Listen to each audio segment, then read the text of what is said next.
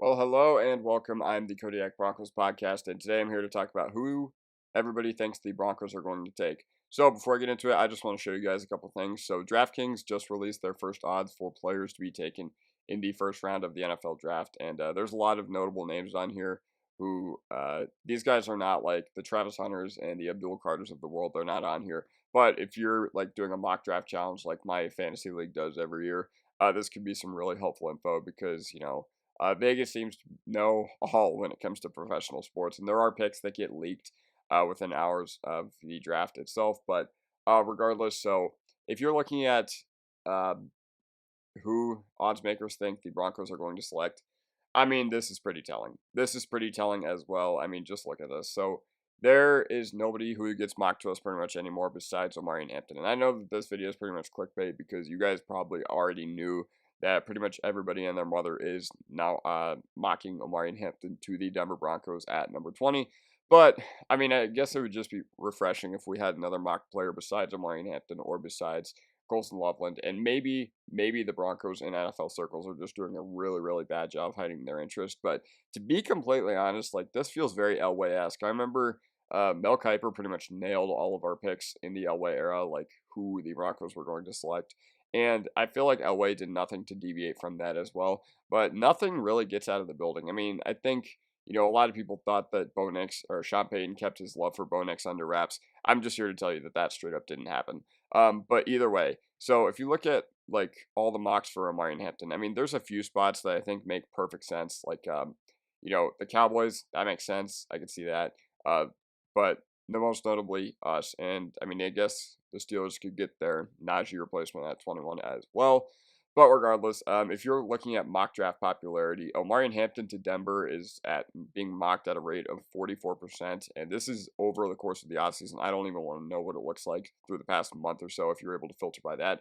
And just in case you're curious, it is pretty much by far the most mocked one outside of the top 8 or so picks.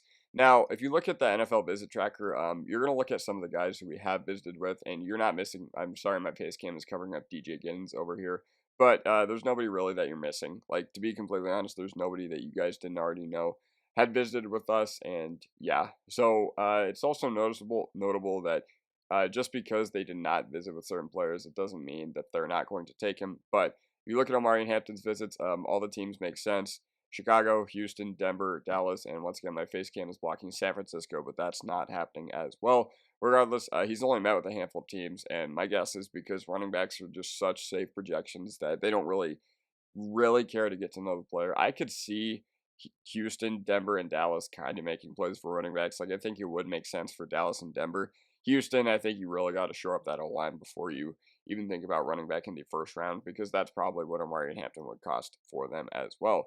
But regardless, Omarion Hampton's projected draft position, his draft pick. So just providing some context, if he goes 1 through 19, then you would bet this under. If he went, if you wanted him to go 20, or if you thought he was going to go 20 or higher, you would hit this over.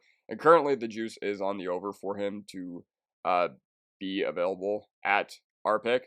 So, to be completely honest, yeah, that's kind of the way we're leaning in this draft as well. So, if you just look at the draft position, we're going to go. Actually, let me see if I can draft team specials. Here we go. So, if you go to the AFC West, the Broncos, their odds of the first drafted player position, running back is plus 135. Now, what's interesting to me about this, nothing really stands out here. Like, I wouldn't be surprised if we took wide receiver. I wouldn't be surprised if we took defensive line. But quarterback is plus 25,000. But if you think the Broncos are really in on Colson Loveland, you could get some nice odds on this plus or this tight end. Maybe. Let me just see something. I don't know if this odds thing. I don't know if they think that Colson Loveland is potentially not going to be available at our pick. Okay, so the juice is currently on Loveland to not be available at our pick, which is something that's really interesting as well. Regardless, uh, here's some, what am I thinking of? Here's some other props like total running back select in the first round. If you think Trevion Henderson is going to sneak into this range, then you would hit this as well. But the juice is currently on under 2.5 running backs. No surprise there.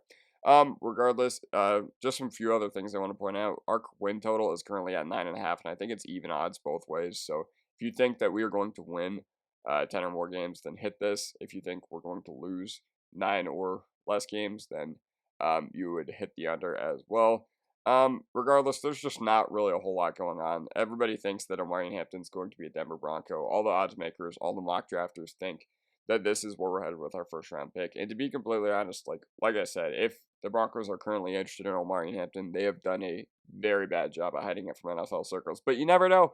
You never know. Dallas Turner was heavily mocked to number 8 with Atlanta last year, like ad nauseum. So to be completely honest, I could really see the Broncos deviating. But to be completely honest, I think for right now, you just got to expect Omarion Hampton to be a member of the Orange and Blue on draft night.